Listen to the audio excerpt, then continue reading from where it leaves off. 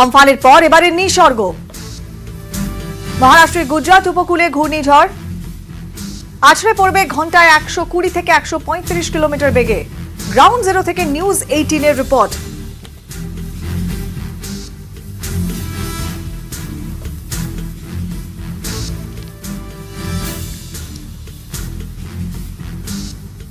আমাদের তিন প্রতিনিধি মুহূর্তে আমাদের সঙ্গে রয়েছেন। আলিবাগ থেকে রয়েছেন উদয় যাদব, রয়েছেন দামন থেকে নবীন ঝা এবং রয়েছেন সুরাট থেকে কীর্তেশ পটেল। তিনজনের কাছে জানবো লাস্ট মুহূর্তের আপডেট নিতে। তবে প্রথমে আমরা একটু চলে যাব अलीबागे। আমাদের সঙ্গে রয়েছেন उदय यादव। उदय, आपसे जानना चाहेंगे अलीबाग का अभी का सिचुएशन क्या है?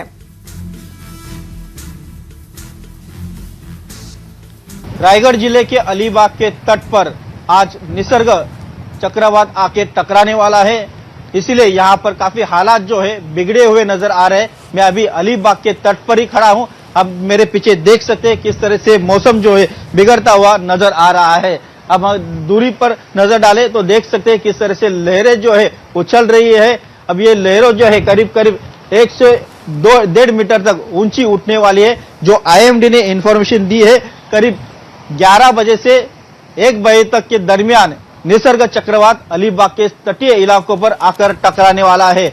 और उस वक्त जो आपदा होने वाली है, इस आपातकालीन परिस्थिति में मुकाबला करने के लिए NDRF हो, SDRF हो, स्थानीय पुलिस हो, सब जन सतर्क है। उनके साथ साथ नेवी और कोस्ट गार्ड भी सतर्क पर है। निसर्ग चक्रवात की पूरी मिनट टू मिनट जानकारी जो है स्थानीय जिला प्रशासन को दी जा रही है। कोई भी हताहत ना हो, कोई जानो माल का नुकसान ना हो, कोई भी बड़ा दुर्घटना और ना घटे, इस दौर पे काफी एहतियात बरती जा रही है। चले जाओ एबारे सूरत। हमारे प्रतिनिधि कीर्तेश पटेल रहे। कीर्तेश, आपसे जानना चाहेंगे, जैसे उदय ने बताया अलीबाग का सिचुएशन, आपके वहां का सिचुएशन क्या है?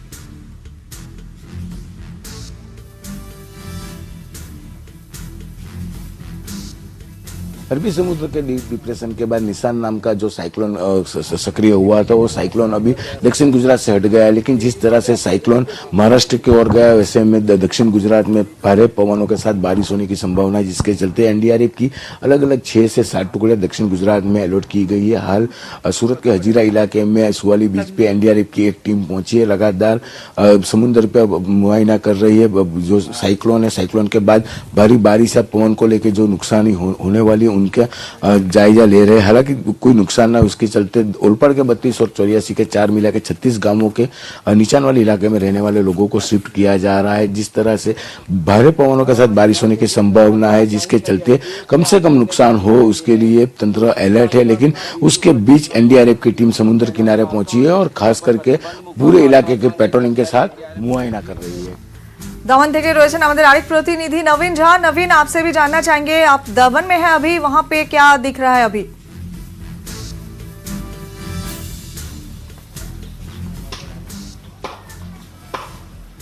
गुजरात से टल गया है, महाराष्ट्र के समुद्र में वो टकराने वाला है, लेकिन उसकी असर जो है वो गुजरात के दक्षिण भाग में, खास करके वलसाड, वापी, तापी, नवसारी, हर जगह पे दिखा जाएगा। भारी से अति भारी बरसात होने की आगाही भी दी गई है। अभी हम दमन में हैं और दमन का जो समुद्र है, आप देख सकते हैं कि उसमें भी करंट देखने को मिल रहा है और जो धीरे धीरे समुद्र आगे भी बढ़ता जा रहा है। बरसात चालू है, सुबह से बरसात कंटिन्यू हो रहा है और खास करके दमन का भी जो पूरा दमन विभाग है वो अभी बिल्कुल तैनात है। NDRF की 2 टीम जो है वो भी तैनात कर दी गई है। कलेक्टर का कहना है कि 4 से 5 इलाके ऐसे हैं जो असर कर सकते हैं अगर भारी से अति भारी बरसात होती है तो कहीं ना कहीं गुजरात के कुछ भाग और दमन को लेके जो वहीवटी तंत्र पूरा तैनात है। NDRF हो, पुलिस हो, तमाम जो लोग हैं उन लोगों ने ये जो आसपास का इलाका है उसे भी खाली कराया है कि किसी को नुकसान ना हो और कोई जानहानि ना हो सके। उदय, नवीन और कीर्तेश, आप तीनों को बहुत बहुत धन्यवाद लास्ट मिनिट আপডেট के लिए। আমরা কথা বললাম আমাদের তিন প্রতিনিধির সঙ্গে এবং এই মুহূর্তের যা শেষ আপডেট এখনো পর্যন্ত, তাতে গুজরাটে খানিকটা আশঙ্কা কমেছে, কিন্তু মহারাষ্ট্রের উপকূলে আছড়ে পড়ার কথা এবং যে যে জায়গাগুলো মূলত এফেক্টেড হতে পারে তার মধ্যে রয়েছে মহারাষ্ট্রের পালঘর, রায়গড়, আলিবাগ। এই সমস্ত জায়গায় আছড়ে পড়তে পারে ঘূর্ণিঝড় প্রবল বেগে, ঘন্টায় 120 কিলোমিটার গতিবেগে ল্যান্ডফল হবে, এমনটা এখনো পর্যন্ত পূর্বাভাস রয়েছে। IMD এর তরফে মৃত্যুঞ্জয় মহাপাত্র তিনি কি বলছেন আসুন একবার শোনাই। साइक्लोन निसर्ग अभी इंटेंसिफाई होकर आज सुबह एक सीवियर साइक्लोन स्टॉर्म में परिणत हो गया है।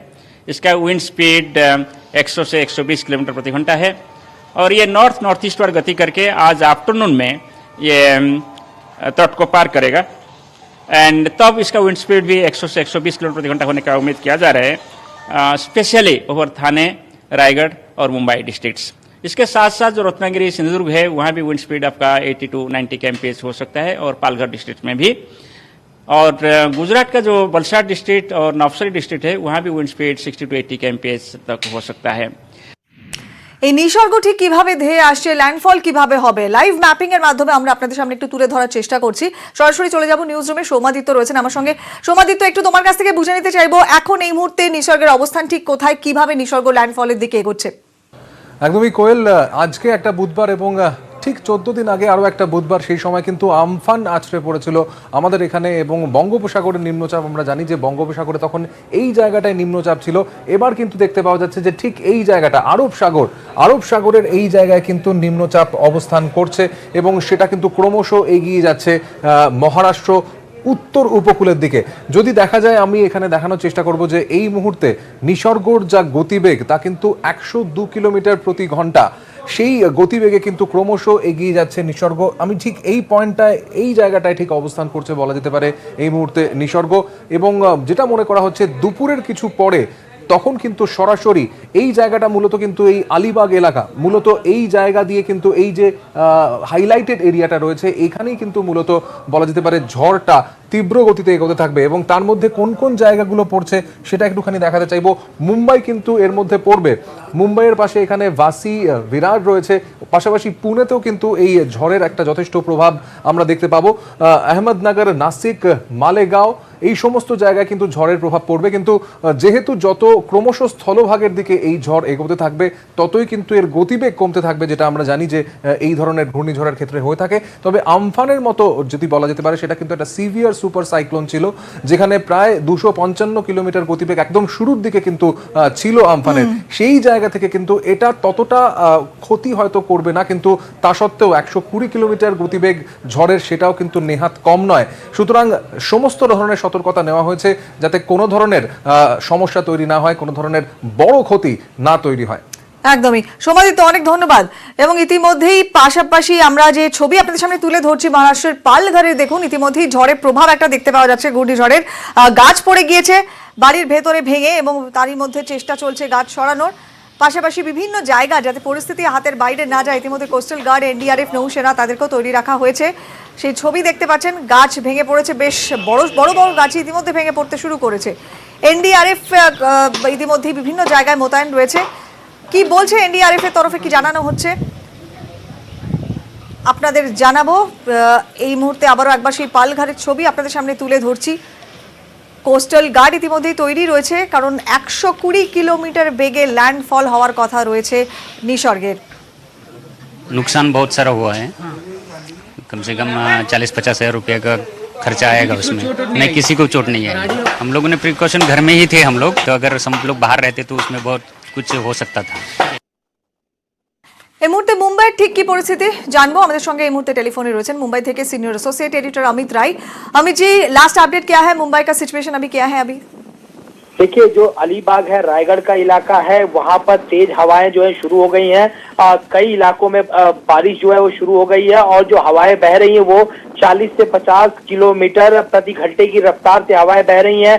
समुद्र में जो है जो लहरें हैं वो ऊंची ऊंची लहरें उठने लगी हैं। मैं आपको बताऊं, पूरे महाराष्ट्र से इस समय जो है 80,000 लोगों को जो तटीय क्षेत्र के आसपास रहते हैं उन्हें जो दूसरी जगह शिफ्ट किया गया है। अलीबाग जहां सबसे ज्यादा हिट होने वाला है, सबसे पहले हिट होने वाला है, वहां से 12,000 लोगों को जो है स्कूल और कम्युनिटी हॉल में शिफ्ट कर दिया गया। जो 6 तटीय पुलिस स्टेशन में लगभग 800 पुलिस कर्मियों को तैनात कर दिया गया और निसर्ग से संभावित प्रभावित गाँव में पुलिस की 10-10 टीमें जो है वो तैनात कर दी गई हैं। एनडीआरएफ की 20 टीमें जो है पूरे महाराष्ट्र में तैनात हैं और 20 में से 8 टीमें जो है मुंबई में ही तैनात हैं। और मैं आपको बताऊं, अभी की अपडेट की अगर बात की जाए तो अलीबाग से ये तूफान सिर्फ 95 किलोमीटर दूर है और मुंबई से 150 किलोमीटर ये दूर है। और जिस तरह से हवाएं शुरू हो गई हैं, समुद्र में उफान शुरू हो गया है, बारिश शुरू हो गई है, तो कहीं न कहीं ये कह सकते हैं कि तूफान का असर जो है मुंबई समेत महाराष्ट्र के कई इलाकों में दिखना शुरू हो चुका है। अमित जी बहुत बहुत धन्यवाद अभी के लिए। फिर से आपसे बातचीत होगी अपडेट के लिए। কথা বললাম সিনিয়র অ্যাসোসিয়েট এডিটর অমিত রায়ের সঙ্গে। ইতিমধ্যেই মহারাষ্ট্র গুজরাটের বিভিন্ন জায়গাতে 40টি এনডিআরএফ এর টিম ইতিমধ্যে মোতায়েন রয়েছে এবং এনডিআরএফ প্রত্যেকটি জায়গায় সতর্ক নজর রেখেছে। 11টি জেলায় সতর্কতা জারি করা হয়েছে যেহেতু প্রশাসনের তরফে। তার মধ্যে অন্যতম হচ্ছে আলিগড়। বারবার আমাদের প্রতিনিধিরা যেমনটা বলছেন এখানেই আছড়ে পড়ার কথা রয়েছে, ল্যান্ডফল হওয়ার কথা। 120 কিলোমিটার বেগে এই নিসর্গের ফলত কোস্টাল গার্ড এবং নৌসেনাকেও তৈরি রাখা হয়েছে। পাশাপাশি পালঘর, থানে, রত্নাগিরি, রায়গড় বিভিন্ন জেলাতেও এর প্রভাব পড়ার কথা, সেখানেও প্রস্তুতি চরমে। এই মুহূর্তে 4টি জায়গার ছবি আমরা আপনাদের সামনে তুলে ধরছি। মারিন ড্রাইভ, গোয়া, সুরত এবং পালঘর একটা প্রভাব সকাল থেকে পড়তে শুরু করেছে। গতকাল থেকে বিক্ষিপ্ত বৃষ্টি হচ্ছিল, আর সকাল থেকে শুরু হয়েছে ঝোড়ো হাওয়া এবং প্রবল বৃষ্টি। যত সময় গড়াচ্ছে মাত্র 55 কিলোমিটার দূরে রয়েছে এই মুহূর্তে আলিগড় থেকে নিসর্গ, এমনটাই আমাদের অ্যাসোসিয়েট এডিটর জানালেন। ফলত প্রশাসনও একেবারে তৎপরতার সঙ্গে গোটা বিষয়টা দেখছে। এনডিআরএফ কি বলছে, এখনো পর্যন্ত কি প্রস্তুতি তাদের, শোনাবো আপনাদের। अभी मॉर्निंग का कोई क्लाइमेट बिल्कुल साफ था, क्लाउडी था। अभी लिटिल बिट ड्रेजिंग हो रहा। इसका खतरा अभी अकॉर्डिंग टू इन्फॉर्मेशन आज रात को होने का संभावना है। পরিযায়ী শ্রমিকদের এককালীন 10,000 অর্থ সাহায্য করুক কেন্দ্র। পিএম কেয়ার ফান্ডের টাকা ব্যবহার করা হোক। করোনার জন্য আর্থিক সমস্যা হচ্ছে, এই নিয়ে কেন্দ্রকে আজ অনুরোধ করেন মমতা বন্দ্যোপাধ্যায়। বিস্তারিত আরো তথ্য দেবেন সৌরভ গুহ আমাদের সঙ্গে রয়েছেন। সৌরভ, মমতা বন্দ্যোপাধ্যায় নির্দিষ্ট করে কি বক্তব্য রেখেছেন, কেন্দ্রের কাছে কি অনুরোধ করেছেন? দেখো, লকডাউন পর্বে বারে বারে কিন্তু এই কথাটা বিভিন্ন মহল থেকে বলা হচ্ছিল যে জনধন প্রকল্পে মানুষের কাছে টাকা পৌঁছে দেওয়া হোক, এবং নোবেলজয়ী অর্থনীতিবিদ অভিজিৎ বিনায়ক বন্দ্যোপাধ্যায়ও টাকা ছাপিয়ে লোকের হাতে টাকা তুলে দেওয়ার পক্ষে সওয়াল করেছিলেন। কিন্তু মমতা বন্দ্যোপাধ্যায় আজকে যে টুইটটা করলেন তা ভারতীয় রাজনৈতিক পরিপ্রেক্ষিতে অত্যন্ত তাৎপর্যপূর্ণ। তার কারণ এই প্রথম কোন রাজনৈতিক দলের তরফ থেকে 10,000 টাকা অর্থ সাহায্য করা হোক প্রতিটি নাগরিককে, এই মর্মে কিন্তু টুইট করা হলো, যা নিঃসন্দেহে আজকের এই পরিবেশ পরিস্থিতিতে তাৎপর্যপূর্ণ বলেই মনে করছে রাজনৈতিক মহল। সৌরভ, ধন্যবাদ।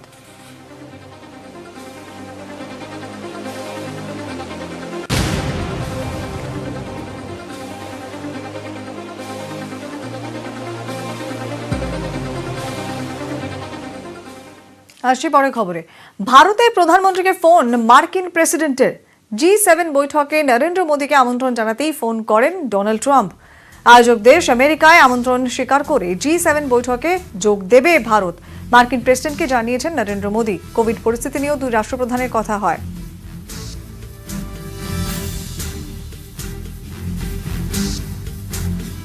টুইট করেছেন নরেন্দ্র মোদী। তিনি বলেছেন, G7 বৈঠকে আমেরিকার ভূমিকা নিয়ে কথা বললাম। কোভিড সমস্যা সহ সব ইস্যুতেই আলোচনা হয়েছে।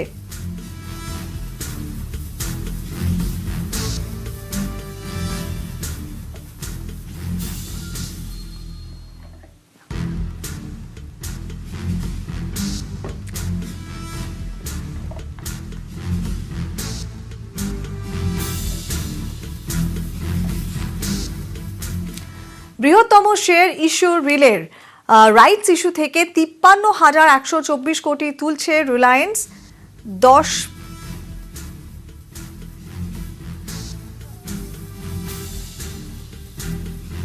10 বছরের নন ফিনান্সিয়াল সংস্থার সব থেকে বড় রাইটস ইস্যু রিলায়েন্সের।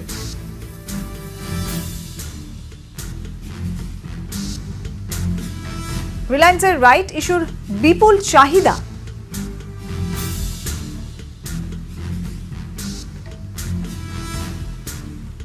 প্রত্যেক দিনই ওভার সাবস্ক্রাইব হয়েছে রিলায়েন্সের শেয়ার।